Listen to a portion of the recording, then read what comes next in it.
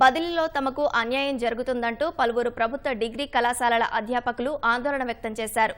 సాధారణ బదిలీలకు జీవో 80 ఆధారంగా ఉన్న విద్యాశాఖలో 118 జీవో విడుదల చేశారు. క్యాన్సర్, డయాలసిస్ వంటి దీర్ఘకాలిక అనారోగ్య సమస్యలతో పాటు మానసిక వైకల్యంతో బాధపడుతున్న పిల్లల సమస్యలకు సంబంధించి జీవో 80లో ఉన్న అనేక అంశాలు జీవో 118లో పొందుపరచకపోవడంతో తమకు నష్టం జరుగుతుందని ఆవేదన వ్యక్తం చేశారు.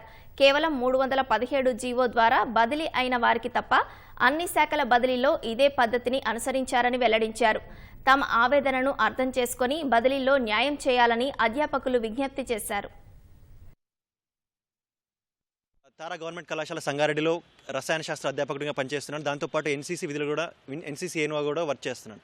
అయితే మాకు ఈ మధ్యలో 2024లో రీసెంట్గా ట్రాన్స్ఫర్ గైడ్లైన్స్ ఏవి వచ్చినాయో దాంట్లో కొన్నింటిని మేము అధికారుల ముఖ్యమంత్రి గారి దృష్టికి తీసుకెళ్లాలనుకుంటాం. అలానే కమిషనర్ మేడం గారి దృష్టి కానీ ప్రిన్సిపల్ సెక్రటరీ గారి దృష్టి కానీ తీసుకెళ్లాలనుకుంటాం. దీనిలో ఫస్ట్ విషయానికి వస్తే ఏంటంటే జీవో 8లో క్లియర్గా డిపెండెంట్ పేరెంట్స్ అని ఉంది. జీవో 118లో దాన్ని తీసేశారు. యాక్చువల్గా నేను దాంతో చాలా సఫర్ అయ్యాను. జీవో 118 ఎవరికైనా పేరెంట్స్ ఇంపార్టెంట్. సో ఇప్పుడు ఇక్కడ జీవో 118లో మాకు కళాశాల పర్టికులర్ కళాశాల విద్యకు సంబంధించిన ఏది జీవో 118 ఉందో దాంట్లో పేరెంట్స్ని ఎక్స్క్లూడ్ చేయడం జరిగింది. మేము ఇప్పుడు అడిగితే దాన్ని ఇప్పుడు ప్రజెంట్ దాని కేసు ఎవరు కూడా చెప్పట్లేదు. నెక్స్ట్ నెంబర్ 2 ఎన్సీసీ విషయానికి వస్తే నేను మెదక్ అండ్ సంగారెడ్డిలో 2 టర్మ్స్ ఏంటంటే 10 years నేను ఎన్సీసీ ఆఫీసర్గా సర్వ్ చేశాను. సో 2018లో కూడా ట్రాన్స్ఫర్స్ అయ్యాయి. అప్పుడు ఎన్సీసీకి 5 points ఇచ్చారు. ఇప్పుడు ఏంటంటే ఇప్పుడు 5 points అని పెట్టారు.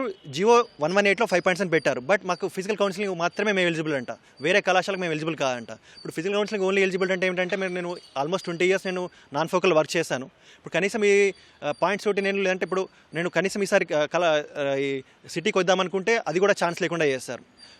నెక్స్ట్ థర్డ్ పాయింట్ ఏంటంటే 317 ద్వారా మాత్రమే వచ్చిన వాళ్ళకి ఎవరికైతే ప్రీవియస్ స్టేషన్ పాయింట్స్ యాడ్ చేయడం అనేది దాంట్లో ఒక కన్సిడర్ చేయొచ్చు. బట్ మిగతా వారికి కూడా ప్రీవియస్ స్టేషన్ పాయింట్స్ కన్నా 6 years previous station points consider చేయడం అనేది దారుణమైన విషయం. కనీసం ఈ 3 విషయాలు కొంచెం దృష్టి పెట్టి రెక్టిఫై చేయాల్సిందిగా నేను కోరుచున్నాను.